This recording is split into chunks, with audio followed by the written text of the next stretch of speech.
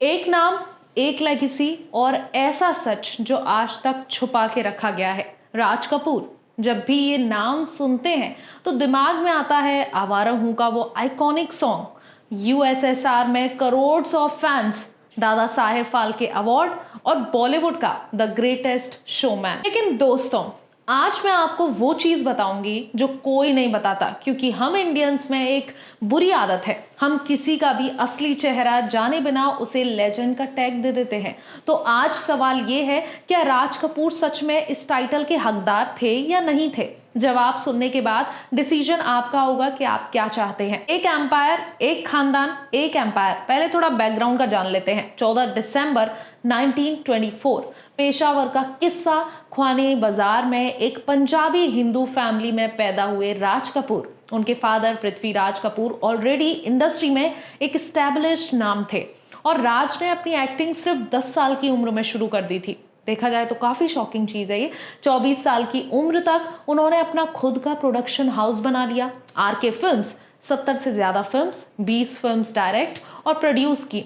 आवारा और श्री 420 सिर्फ इंडिया में नहीं, रशिया, चाइना, पूरी दुनिया में ब्लॉकबस्टर रही। यूएसएसआर में तो उन्हें एक फोक हीरो की तरह माना जाता था। वहां के लोग आवारा हूं वर्ड बाय वर्ड गाते थे। राजेश खन्ना से भी ज्यादा पॉपुलर थे राज कपूर सोवियत यूनियन में। सुनने में सब कुछ बहुत अच्छा लगता है ना? लेकिन दोस्तों, यही तो प्रॉब्लम है। जब हम सिर्फ अचीवमेंट सुनते हैं तो पिक्चर सिर्फ आधी होती है, पूरी पिक्चर काफी डार्क है। तो अब कंट्रोवर्सी की तरफ बढ़ते हैं। सबसे पहला, एक्ट्रेस उनके लिए सिर्फ सेक्स सिंबल थी।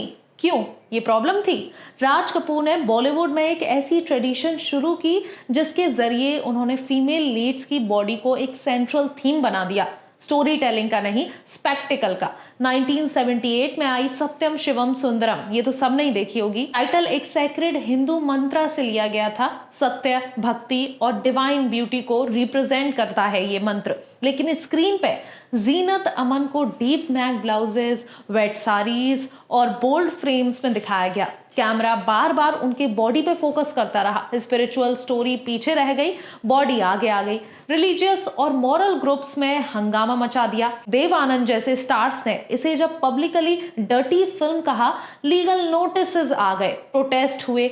तो क्यों किया राज कपूर ने ऐसा? अब इस पर बात कर लेते हैं, क्योंकि उन्हें पता था इंडिया मार्केट में क्या बिकता है। कंट्रोवर्सी क्रिएट करो, थिएटर्स भर जाते हैं। ये उनका फॉर्मूला था और ये फॉर्मूला काम किया। फिल्म सुपरहिट रही, लेकिन इस फॉर्मूले की कीमत दी जीनत अमन ने, एक एक्ट्रेस की डिग्निटी ने। नंबर 2, एक 16 साल की लड़की और राज कपूर का कैमरा। ये सुन के आपका दिल भारी हो जाएगा, बता देती हूँ।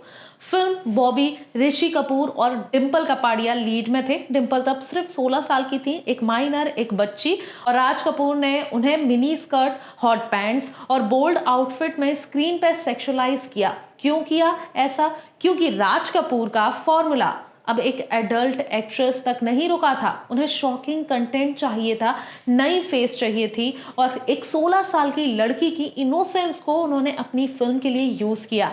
उस जमाने के मैगजीन स्टारडस्ट और सिनेब्लिट्स ने बार बार लिखा कि राज कपूर वुमेन की बॉडी के साथ ऑब्सेस्ड हैं और उन्हें टाइटल दिया गया the eternal war of Bollywood. उनके फैंस कहते थे उन्होंने वुमेन को सेलिब्रेट किया, उनकी ब्यूटी को एक आर्ट फॉर्म बनाया। लेकिन दोस्तों, कोई आर्ट फॉर्म एक माइनर को सेक्सुअलाइज करना जस्टिफाई तो नहीं करता, कभी नहीं। नंबर 3, राम तेरी गंगा मैली हो गई। धर्म का नाम, एक्सप्लॉयटेशन का काम, राम तेरी गंगा मैली।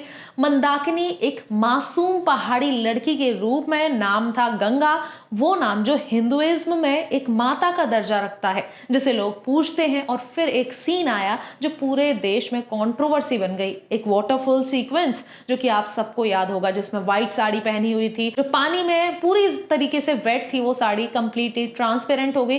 क्यों किया ऐसा राज कपूर ने? सेम फॉर्मूला, सेक्रेड नाम लो, इमोशनल कनेक्शन बनाओ ऑडियंस से और फिर शॉक दे दो, थिएटर्स भर जाएंगे। रिलीजियस ऑर्गेनाइजेशंस ने एक्यूज किया कि राज कपूर ने गंगा के सेक्रेड नाम को चीप ग्लैमर में बदल दिया। सेंसर बोर्ड ने कट्स मांगे, कुछ स्टेट्स में प्रोटेस्ट हुए, लेकिन राज कपूर अपने स्टांस पे टिके रहे, क्योंकि उन्हें पता था जितना बवाल उतने भरे थिएटर्स।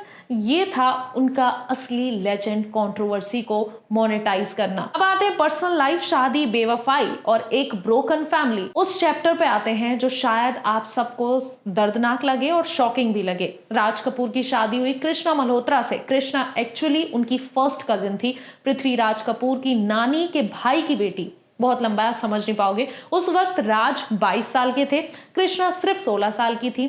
शादी के बाद कुछ सालों तक सब ठीक रहा, लेकिन फिर वो हुआ जो कृष्णा ने कभी सोचा ही नहीं होगा। 16 साल का वो अफेयर जिसने एक घर तोड़ दिया। अंदाज फिल्म के सेट पर राज कपूर की मुलाकात हुई नरगिस से। नरगिस तब ऑलरेडी स्टैब्लिश्ड एक्ट्रेस थी, 8 सुपरहिट फिल्म्स, एक बड़ा नाम। और Raj Kapoor love at first sight हो गया। अगले 16 साल तक दोनों ने साथ में करियर बनाया, आइकॉनिक फिल्म्स दी और एक पर्सनल कंपेनियनशिप भी शुरू हुई जो पूरी दुनिया जानती थी। तो क्यों नहीं की राज ने नरगिस से शादी?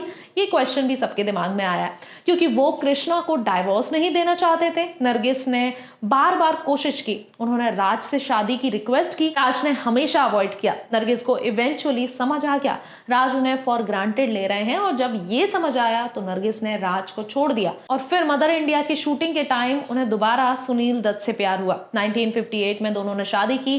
राज का हाल ऋषि कपूर ने अपनी ऑटोबायोग्राफी में लिखा। उनके फादर हर रात शराब पी के रोते थे, कभी कभी उनको खुद को सिगरेट से जलाया भी करते थे। एक मैरिड आदमी, 5 बच्चों का बाप, और ये हाल। सोचो उस वक्त कृष्णा का क्या हाल रहा होगा, उनके बच्चों का क्या हाल रहा होगा, कोई नहीं जान सकता। दूसरा चैप्टर सेम स्टोरी है, बस इंसान बदल गया। नरगिस के जाने के बाद राज कपूर की जिंदगी में आई विजयंती माला। ऋषि कपूर ने अपनी बुक खुल्लम खुल्ला में खुद ये रिवील किया है उनके फादर का विजयंती माला के साथ एक सीरियस रिलेशनशिप था।